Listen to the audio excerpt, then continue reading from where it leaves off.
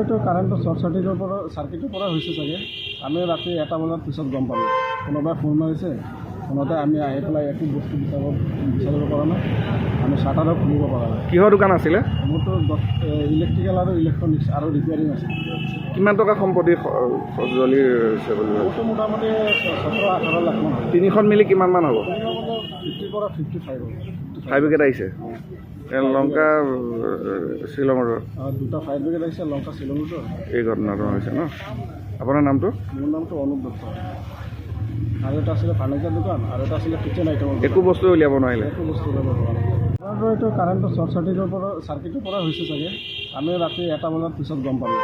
কোনোবাই ফোন মাৰিছে, ফোনতে আমি আহি পেলাই একো বস্তু বিচাৰিব পৰা নাই। আমি শ্বাটাৰো খুলিব পৰা নাই। কিহৰ দোকান আছিলে? মোৰতো ইলেক্ট্ৰিকেল আৰু ইলেক্ট্ৰনিক্স আৰু ৰিপেয়াৰিং আছে। কিমান টকা সম্পত্তি জ্বলি আছে বুলি ভাবিছে? মোৰতো মোটামুটি 17-18 লাখ মান হ'ব। তিনিখন মিলি কিমান মান হ'ব?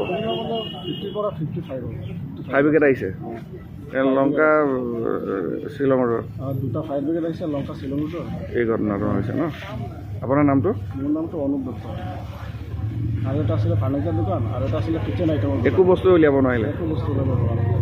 এইটো কাৰেণ্টটো চাৰ্কিটৰ পৰা হৈছে চাগে। আমি ৰাতি 1টা বজাৰ পিছত গম পালোঁ। কোনোবাই ফোন মাৰিছে, ফোনতে আমি আহি পেলাই একো বস্তু বিচাৰিব পৰা নাই। আমি শ্বাটাৰো খুলিব পৰা নাই। কিহৰ দোকান আছিলে? মোৰতো ইলেক্ট্ৰিকেল আৰু ইলেক্ট্ৰনিক্স আৰু ৰিপেয়াৰিং আছে। কিমান টকা সম্পত্তি জ্বলি আছে বুলি ভাবিছে? মোৰতো মোটামুটি 17-18 লাখ মান হ'ব। তিনিখন মিলি কিমান মান হ'ব? 50 পৰা 55 হ'ব। ফায়াৰ ব্ৰিগেড আহিছে? লংকা শ্বিলঙৰ দুটা ফায়াৰ ব্ৰিগেড আহিছে, লংকা শ্বিলঙতো। এই ঘটনাটো হৈছে ন? আপোনাৰ নামটো? মোৰ নামটো অনুপ দত্ত। আৰু এটা আছিলে ফাৰ্নিচাৰ দোকান, আৰু এটা আছিলে কিচেন আইটেমৰ। একো বস্তু উলিয়াব নোৱাৰিলে? একো বস্তু ওলাব পৰা নাই। এইটো কাৰেণ্টটো চাৰ্কিটৰ পৰা হৈছে চাগে। আমি ৰাতি 1টা বজাৰ পিছত গম পালোঁ। কোনোবাই ফোন মাৰিছে, ফোনতে আমি আহি পেলাই একো বস্তু বিচাৰিব পৰা নাই। আমি শ্বাটাৰো খুলিব পৰা নাই। কিহৰ দোকান আছিলে? মোৰতো ইলেক্ট্ৰিকেল আৰু ইলেক্ট্ৰনিক্স আৰু ৰিপেয়াৰিং আছে। কিমান টকা সম্পত্তি জ্বলি আছে বুলি ভাবিছে? মোৰতো মোটামুটি 17-18 লাখ মান হ'ব। তিনিখন মিলি কিমান মান হ'ব? 50 পৰা 55 হ'ব। ফায়াৰ ব্ৰিগেড আহিছে? লংকা শ্বিলঙৰ দুটা ফায়াৰ ব্ৰিগেড আহিছে, লংকা শ্বিলঙতো। এই ঘটনাটো হৈছে ন? আপোনাৰ নামটো? মোৰ নামটো অনুপ দত্ত। আৰু এটা আছিলে ফাৰ্নিচাৰ দোকান, আৰু এটা আছিলে কিচেন আইটেমৰ। একো বস্তু উলিয়াব নোৱাৰিলে? একো বস্তু ওলাব পৰা নাই। এইটো কাৰেণ্টটো চাৰ্কিটৰ পৰা হৈছে চাগে। আমি ৰাতি 1টা বজাৰ পিছত গম পালোঁ।